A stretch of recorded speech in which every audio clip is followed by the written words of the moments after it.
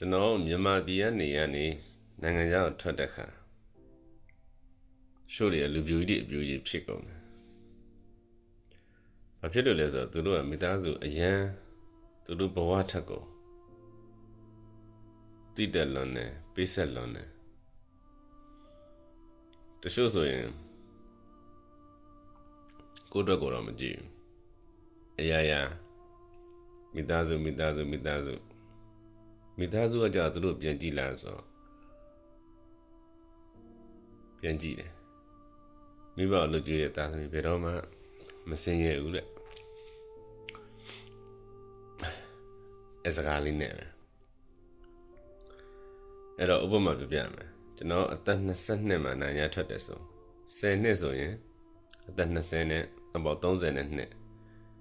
25မှာထွက်ရင်နောက်10နှစ်ဆို35ဆိုဒီ10နှစ်ဆိုတဲ့အချိန်တိုင်းတိုင်းကကျွန်တော်မြန်မာပြည်ရလူတွေအတွက်သာကြာတာကျွန်တော်နိုင်ငံခြားလူတွေအတွက်က10နှစ်ဆိုတာလူကုန်လို့ကုန်အောင်မသိဘူးဖင်လဲကောင်းမယ်နဲ့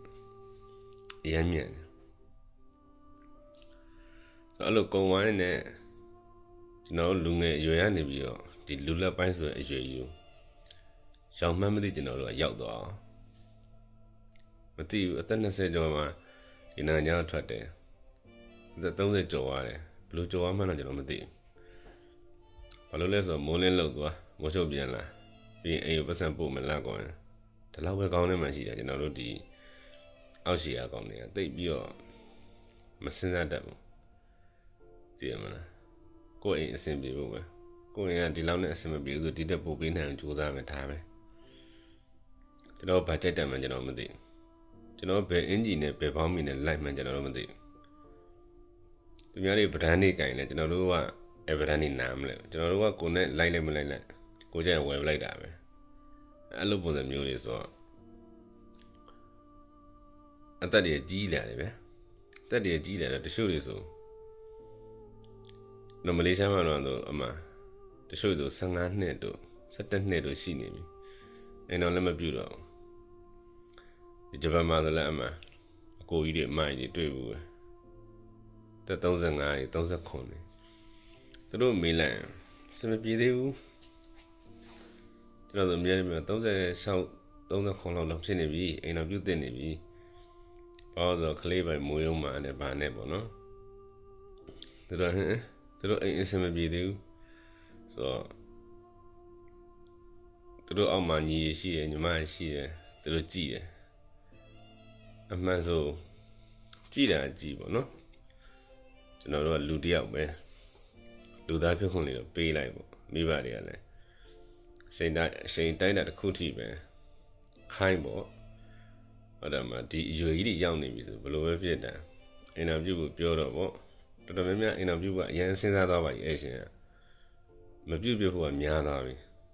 အဲ့လိုအတွေးလည်းများတာနော်လောကရန်ရက်ချက်တွေများတာဆိုတော့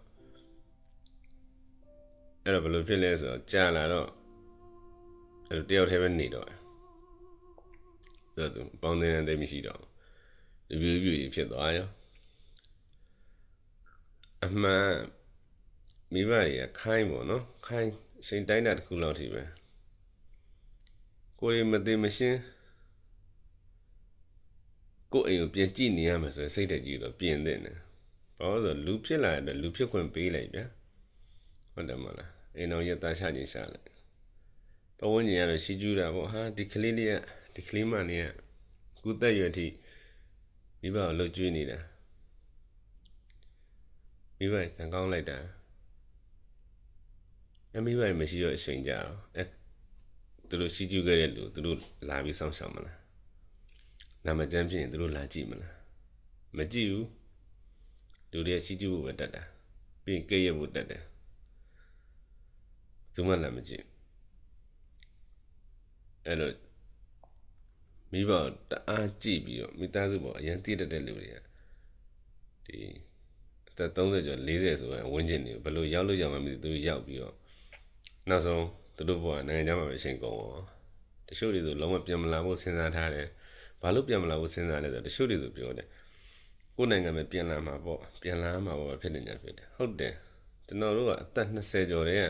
သူများနိုင်ငံထွက်နေတာဖြစ်တဲ့အတွက်မြန်မာပြည်မှာကျွန်တော်တို့အလုံးမလုံးတက်တော့ နိုင်ငံခြားမှာ10နှစ်ပြည့်သွားလို့ပြန်တယ်မြန်မာပြည်မှာဘာလုပ်မလဲတနေ့1000ရလဲကျွန်တော်မလုပ်နိုင်ဘူး2000ရလဲမလုပ်နိုင်ဘူးလေဟုတ်တယ်မလားအခုခစ်ရှင်နေပြောနေမှာမဟုတ်တချို့စောက်ကလေးတွေရှိသေးတယ်အခုခစ်ရှင်နေပြောနေပြီးနိုင်ငံကြီးကမကောင်းမင်းဆရာကြီးလားဆိုရင်လာတယ်ဟိုးလေးပြောနေအမဆောင်မငါမနားမလဲပဲလာပြောနေအဲ့တော့နိုင်ငံမှာနေရကြဝိုင်းမြန်မာပြည်မှာလည်းအလုံးမလုံးတတ်တော့လုံးမလုံးတတ်တော့တချို့သူမလေးရှားမှာရှိရဟုတ်10နှစ်ပြည့်ထက်နေလို့မရတော့ပြန်ရတယ်ပြီးမှပြန်တက်ရတယ်ဆိုတော့10နှစ်ပြည့်မြန်မာပြည်ပြန်လဲပြီးမလေးရှားပြန်ရောက်ပါပဲဘာလို့ဒီ10နှစ်ရပါကိုအတွက်ဘာမှမရှိဘူးလားနောက်မှာအဲ့လိုပေါ့နော်အဲ့လိုမိဘတွေတော့ပြောလဲစကားများမကြိုက်ပြန်အဲ့မလို့ကျွန်တော်ကိုအတွက်ကိုစုလို့ပြောကိုအတွက်ကိုမစုလို့လည်းကျွန်တော်တို့ကဘာမှလုပ်မရအောင်တက်တည်ကြည့်ပါမယ်နောက်ကိုရှိမှရတယ်ကျွန်တော်ရှာနိုင်သေးတယ်သက်30 40 45 50တိရှာနိုင်သေးတယ်မြင်မြန်သေသွားတော့တမျိုးပေါ့ဗျာမသေးပါပဲနဲ့တည့်ရရှိနေတယောက်တည်း60တိ80တိတည့်ရရှိနေတယောက်တည်းဖြတ်တန်းရတယ်ဘယ်သူကလာပြီးကြည့်ရှုမှာနောက်တော့ဘိုးကဆောင်းရှောက်ရောက်သွားမယ်ဒါပဲရှိရဟုတ်တယ်မလားအဲ့တော့မိသားစုကြည့်တယ်လူကဂုံယူပဲခံရတာ